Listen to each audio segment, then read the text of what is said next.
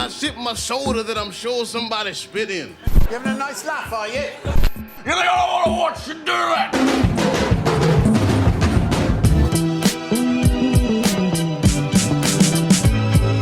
it? Hey!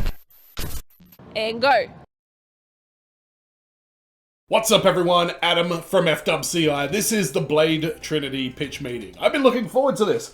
I've been looking forward to this since before he made it because when I finished the Blade trilogy, which I reacted to recently on the channel, I was like, sweet, trilogy done. I remember seeing a pitch meeting for the whole trilogy. I was like, yeah, I'll react to that. I sat down, I had my cookies, I had my cup of tea, ready to go, and it was an honest trailer. And I was like, oh wait, no, that's not what I'm looking for.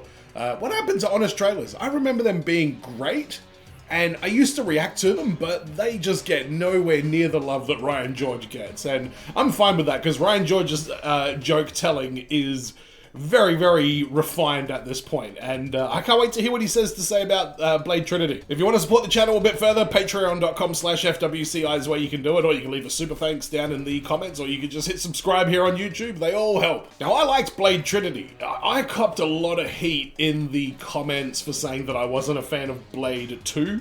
A lot of people, big fan of that. I preferred Blade Trinity. I liked the humor in it. I liked the addition of Ryan Reynolds, and I liked the villain a bit more. We had Drac. We had Draco, or whatever they called him in that.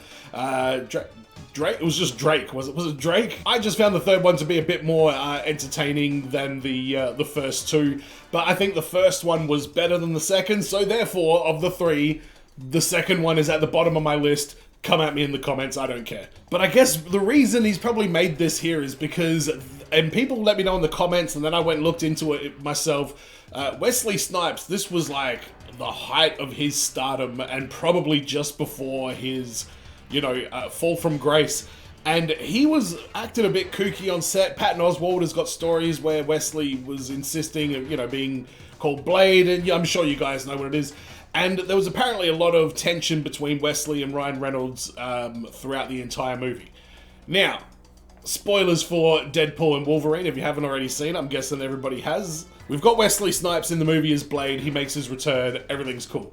There was an interview with Wesley at the premiere or something like that, I guess, where they were asking him about his relationship with Ryan Reynolds, and he said, oh, you know, it was all just a big joke, we kept everybody, like, thinking that we had all this beef for, like, all these years, but, you know. And he ended the thing by saying, when Ryan Reynolds calls you out of the blue for the first time in 20 years, you take the call, I think is what he said. And I don't know, to me that sounds like there was definitely beef on the set, and he wasn't that pleasant to deal with, and rather than admitting that, everybody's just kind of agreed to be like, you know what, we'll all just kind of like agree that everything was fine, but I haven't heard Ryan Reynolds comment on it as yet. It was just a very odd thing for Wesley to say, and the way he said it was quite suspicious, but let's watch Ryan Reynolds tear this movie to shreds. Let's go. So, you have a new Blade movie for me? Yes, sir, I do. And in this one, he's gonna go up against Dracula. He's from Buffy the Vampire Slayer. Well, he's from lots of stuff, but we're kind of gonna put our own spin on him, which is, well, instead of the sinister and charming Dracula, I figure we make him look like a bouncer at a pirate-themed nightclub and go by the name Drake. You know what? That is different from the version that is good. So anyway, this team of vampires... Oh, all right, I agree. Dracula, it was a little bit Twilighty. I haven't seen Twilight yet, but I'm guessing that he's a little bit Twilighty. With that being said, it's still Dracula, so I'm fine with it. He can do what he wants. Go wake him from his ancient slumber, because they want help killing Blade. Okay. And you can tell these are vampires, because one of them gives the middle finger to the sun. It does seem like something a vampire would do. And then these bad vampires are gonna frame Blade. Like they got a nice portrait of him. No, like they have this human familiar pretend to be a vampire and then film Blade killing him. Didn't we establish in the first movie that he can easily distinguish between humans and vampires with his sense of smell? Hey, shut up. So back at the base, Whistler is like, come on, Blade. Okay, yeah, fair call. And I guess that was the catalyst to kick off the entire plot. So, chalk up one to you there, Ryan Reynolds. Ryan Reynolds? You know what? Chalk up one to Ryan Reynolds and chalk up one to Ryan George. Killing vampires is clean, but killing humans, that's messy. You're getting reckless. Has Blade not killed a human familiar before? He's killed over 1,000 of them. Oh, okay. So then there's gonna be this big FBI raid, and these guys say, shoot to kill before storming in. Uh-oh. And then they get Blade and Whistler surrounded, and they're like, don't move, we gotcha. What happened to shoot to kill? Well, that was several minutes ago. We're over it. So Whistler blows himself up. Oh. Yeah, and so Blade is so upset, he does one of those anger squats. That's not a thing. Yes, it is. What are you doing? I got bad knees and I'm pissed. Anyway, they are... I didn't even pick up on how unusual that looks, but yeah, that was a straight up squat.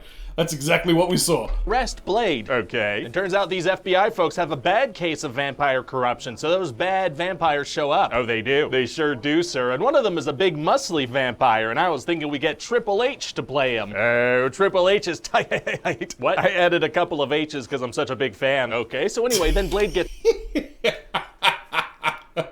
I never see the day where Ryan George would make a Triple H reference on one of these videos.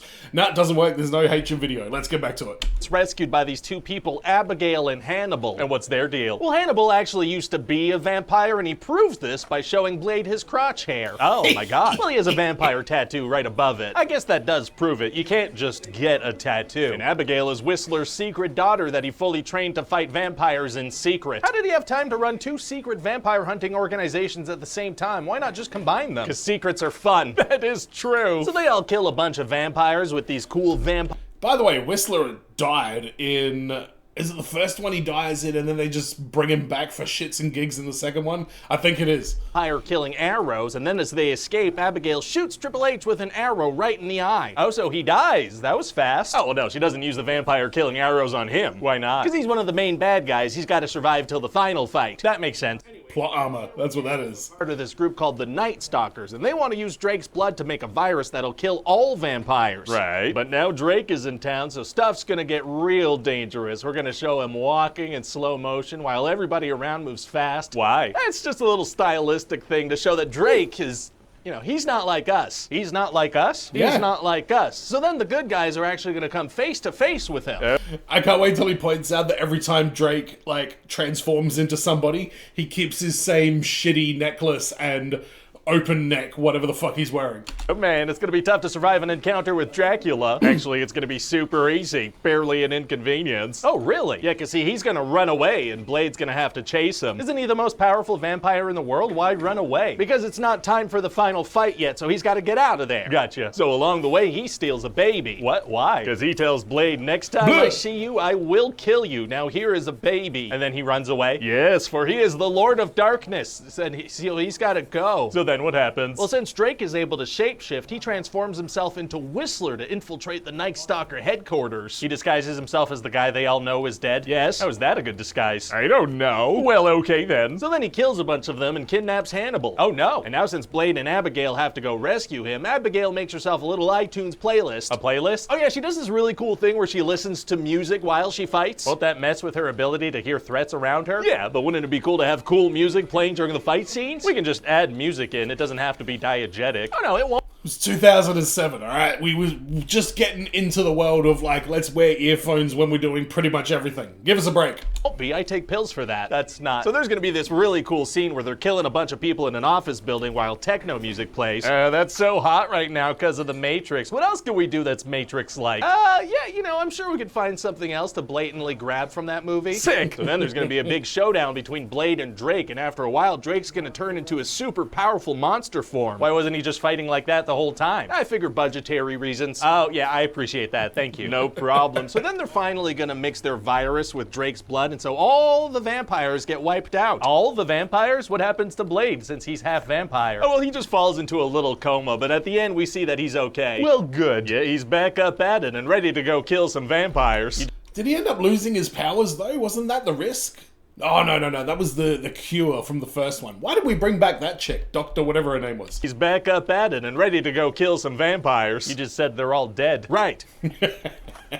Well, he's gonna go do something, presumably. Amazing. So what do you think? Well, it sounds like a movie. And hey, I think we should get that Ryan Reynolds guy to be in this. I think he and Wesley Snipes could have some good chemistry. Yeah, and perhaps in 2 decades' time they shall share the screen once more. What?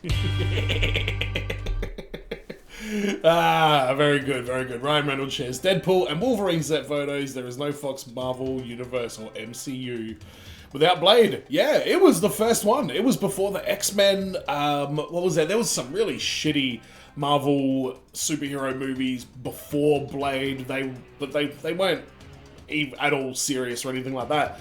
So yeah, Blade was the catalyst for that whole era. I think it would have happened anyway.